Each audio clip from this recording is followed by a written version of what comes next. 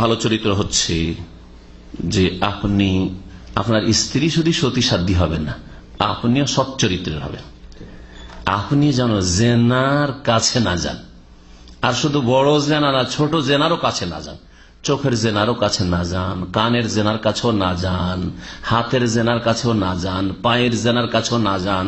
রসিকতা একটু আমোদ ফুর্তি মজা করি ভাবির সাথে, একটু শালির সাথে একটু গল্প করি, হ্যাঁ একটু মহিলা যখন টেলিফোন করিয়ে দিয়েছে কেটে দিয়েছে, তারপরে বারবার কল করে একটু দেখি, একটু কথা বলে কে আছে, সবগুলি জেনা, সবগুলি জেনা, সবগুলি জেনা।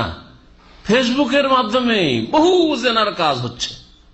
কেন আপনি তার ব্যক্তি জীবন সম্পর্কে জানতে চাইবেন?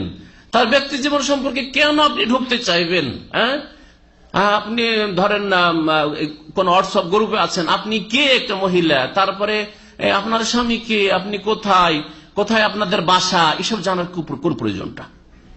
যদি কোনো মহিলা আপনার নামটা কি আর আপনার বাসা কোথায় সব জানতে চান, তো এটা কি প্রমাণ করে না যে আপনার নিয়তে শয়তান এখন কিছু ঢুকাতে যাচ্ছে, যে এর সাথে একটু পরিচিতি ঘটুক আর তারপরে ধীরে ধীরে ধাপ বাড়াবো?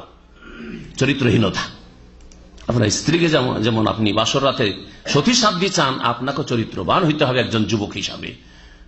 উসমান রাদিয়াল্লাহু তাআলা জাহিলিয়াতের যুগে এত চরিত্রবান ছিলেন, আল্লাহর কসম করে বলছেন, অথচ জাহিলিয়াতের যুগে জেনাটা কোনো ব্যাপারই ছিল না, ব্যভিচার কোনো দোষের কথা না। ব্যভিচার করে যারও সন্তান জন্মাতো আর খোলাখুলি দাবি করতো যে এটা আমার বাচ্চা।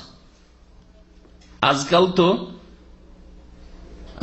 তো অমুসলিম অনেকে লজ্জা করবে, স্বীকার করবে না, ওরই বাচ্চা যারও সন্তান, তারপর বলবে না না না আমার না। করবে না, কারণ সমাজে লজ্জা লাগে বলতে যে আমি ব্যভিচার করে এটা জন্মে দিচ্ছি, যারও সন্তান এটা আমার।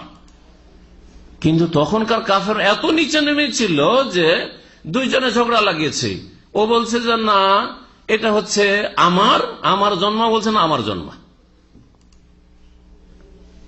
এক দাসের কাছে দুইজনে গিয়েছে, দুইজনে জেনা করেছে, জেনা করার পর বলছে যে এটা আমার বাচ্চা হবে, এটা আমার বাচ্চা।